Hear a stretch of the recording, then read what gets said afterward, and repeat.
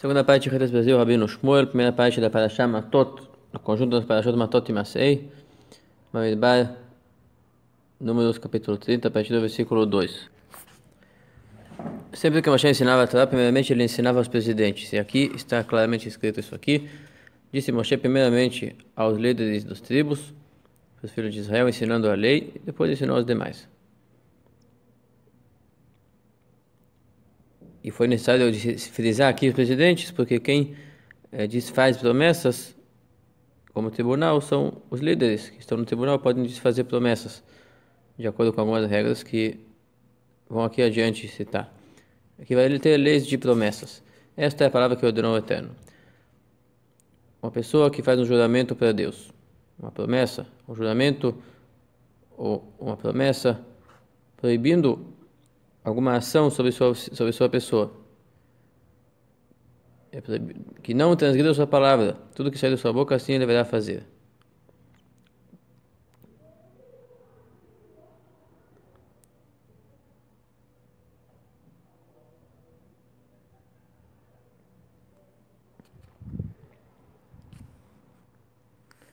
No caso aqui, juramento ou promessa, juramento de abstinência ou promessa proativa. Tudo que ele prometer, deve fazer. Se for uma mulher, tem casos que ela tem que consultar uma autoridade familiar para isso. A mulher que faz uma promessa para Deus, jurando uma abstinência enquanto está na casa do seu pai e ainda não chegou na puberdade. Quer dizer, uma menina menor que 12 anos, mais ou menos, 12 e meio. Aqui o Rashi fala, se trata, a menor mesmo, sua promessa é inválida, ela não sabe se cuidar de cumprir sua palavra. E a maior de idade não está no poder do pai. Mas no meio tem um prazo entre 11 anos e um dia e 12 anos e um dia, vale essa regra aqui. Então, entre 11 e 12 anos, a menina que faz uma promessa de abstinência e o pai ouvir a promessa e silenciar, ele consente. Então, está valendo sua proibição e ela deve se abster do que ela prometeu. Porém, se o pai impedir ela no dia que ouvir, ele tem, na verdade, até só aquele dia, até o pôr do sol, tempo dele para protestar. Se o pai protestar e não aceitar que ela faça uma promessa de abstinência, então a promessa não vai vigorar. E digamos que ela jurou. Agora tem uma situação que o pai até anuncia perante Deus o cancelamento e não chegou a tempo de falar para ela, ou não avisou ela. Então aqui está escrito que Deus vai perdoar para ela se o pai cancelou o juramento e não avisou. E ela transgrediu. Senão não tem o que perdoar. Se ela jura, então, e o pai concordou, está valendo. O pai protestou, não está valendo. Se o pai protestou e não disse a ela, e ela transgrediu, por irresponsabilidade, Deus vai perdoar para ela, porque realmente não havia um juramento válido ali. Se até as promessas desfeitas precisam de perdão, imagina então como é grave uma transgressão de promessa que está valendo. Agora, quando uma menina ou uma mulher casa, uma moça, no caso aqui, uma mulher crescida casa, ela vem com a sua carga de promessas possíveis que ela tinha feito antes de casar. Todas as abstinências que ela assumiu antes de casar. No dia que o marido ouvir a promessa, até o pôr do sol ele pode protestar. Se ele ouvir e silenciar e consentir, as promessas continuam valendo.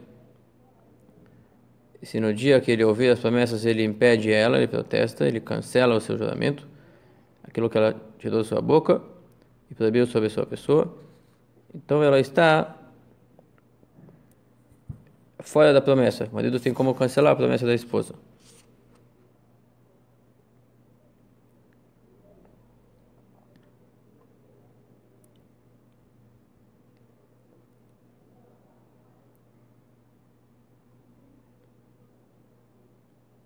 e a promessa de uma viúva ou uma divorciada não está na posse nem do pai nem do marido, por essa questão de suas proibições. Então, todas as suas promessas vão estar vigorando.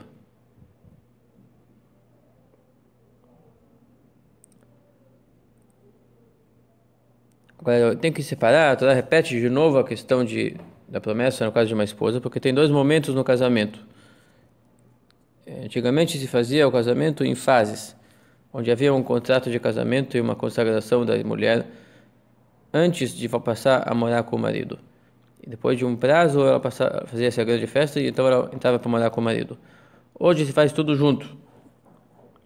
Todas as promessas e combinações e efetivação do casamento acontecem no mesmo dia. Então o prazo intermediário é de alguns minutos apenas. Mas nesse prazo intermediário, ela está, enquanto ela não entrou a morar no casa do marido, ainda não está completamente na posse dele. Se ela ainda não é maior de idade, quer dizer, não passou de 12 anos e um dia, se casou. Então é um caso muito específico. Se casou entre 11 anos e um dia. E 12 anos e um dia. E, na verdade, não casou. Ela foi consagrada, aceitou a consagração, aceitou a exclusividade de casamento com uma pessoa. Se tornou proibida para todas as demais pessoas. Mas não passou a morar com ele ainda até passar um prazo predefinido de preparo. Nesse meio tempo, se ela fizer um juramento, tanto o pai como o marido tem que cancelar. E se faltar um dos dois,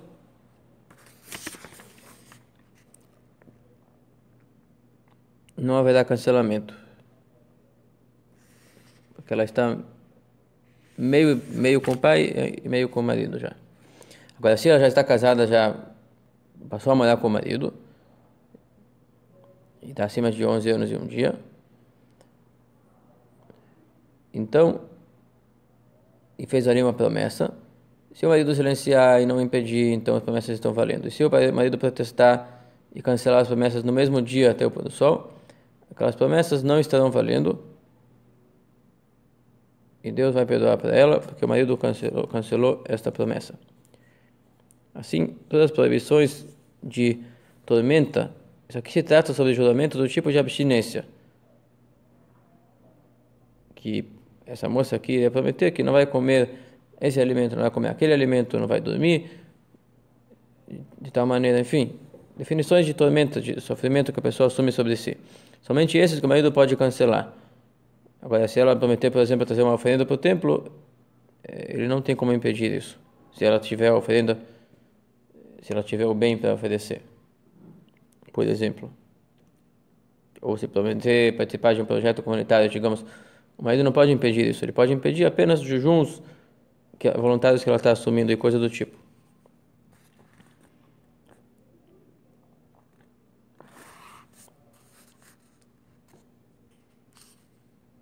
Agora, se o marido mudar de ideia, ele silenciou no dia e depois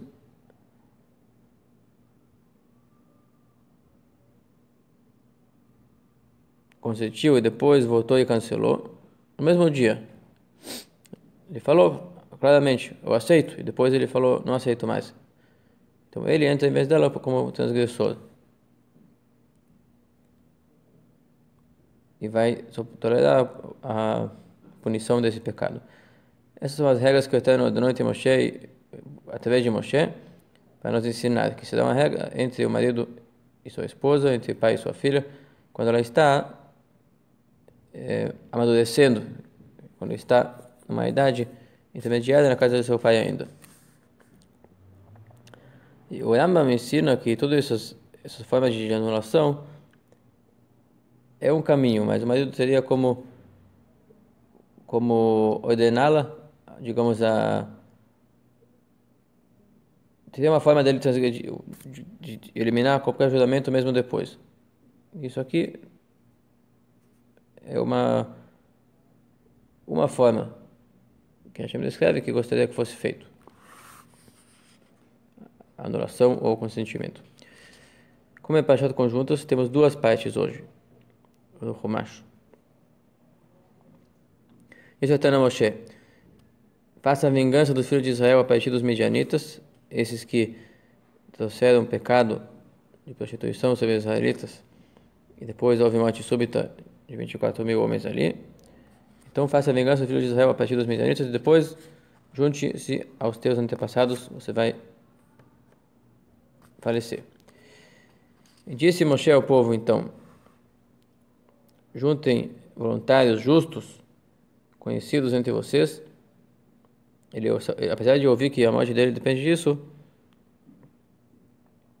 ele não impediu de fazer a ordem de Deus, fez com alegria e não postergou. E disse Moshe ao povo, juntemos de vocês homens para o exército que vão vingar-se de Midian, fazer a vingança do Eterno em Midian. Uma vez que eles se levantaram contra Israel, como se tivessem levantado contra Deus de Israel, contra o Criador. Bendito seja. E por que os moabitas não? Eles também estavam ali. O Rashi explica, porque os moabitas tinham ali, Deus ordenou não agredir os moabitas, porque deles ia sair duas almas importantes, Lut, a moabita, e Naamá, a amonita. Por isso Deus ordenou não eliminar eles. E Moshe diz, o exército que vamos juntar vai ser de um contingente de 1.000 representantes por tribo. Cada tribo enviará para o exército a sua cota. Inclusive a tribo de Levi também enviará guerreiros. Foram entregues dos milhares de Israel 1.000 seletos, justos, combatentes, vencedores de Deus, ajudá-los na batalha. 12.000 emissários para essa guerra. E apesar que Moshe estava ágil na ordem de Deus, sem pensar que depois disso sua vida irá terminar, as tribos não queriam. Quando elas ouviram que depende a morte de Moshe dessa vingança, eles não queriam ir para a guerra, até que foi insistido com eles. E Moshe enviou deles para o exército, junto com Pinchas, filho de Elazar, o sacerdote,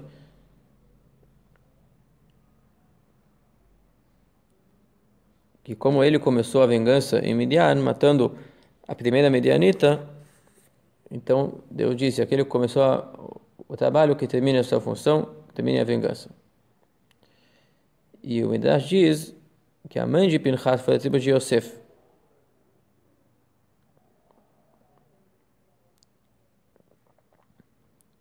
E aqui ele vai fazer a vingança do seu pai Yosef, que foi comprado como escravo, quando as tribos venderam, foi vendido para os midianitas. E eles que passaram para os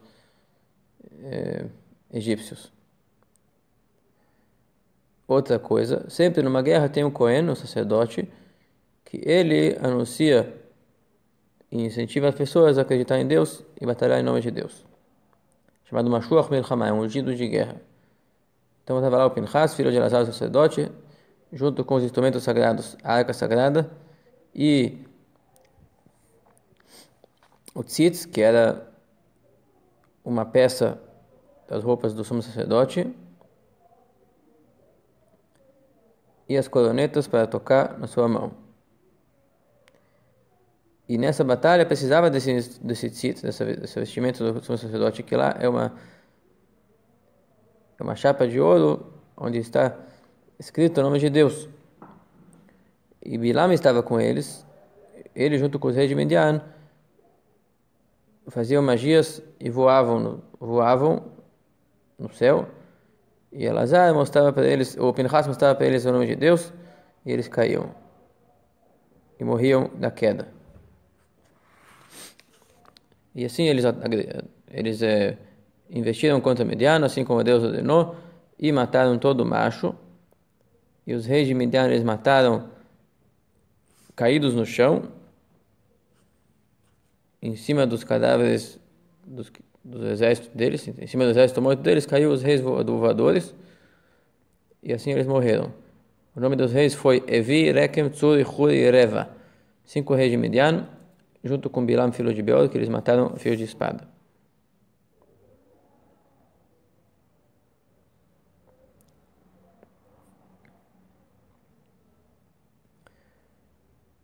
E os filhos de Israel capturaram as mulheres de Midian e suas crianças e todos os seus animais, seus rebanhos, todos os seus bens eles despojaram. Toda a sua cidade de moradia e seus palacetes e casa de adoração de idolatria, eles incendiaram. E eles tomaram todo o despojo e toda a captura entre pessoas e animais, e trouxeram a Moshe e Elazar, o sacerdote, e na frente da congregação de Israel, tudo que eles capturaram, até o acampamento que ficava na planície de Moab, perto do rio Jordão, perto de Jericó. E nada foi roubado nesse despojo, eram pessoas justas e não roubaram nada, por mais que houvesse lá bens preciosos. Até aqui a passando do Rumash deste domingo.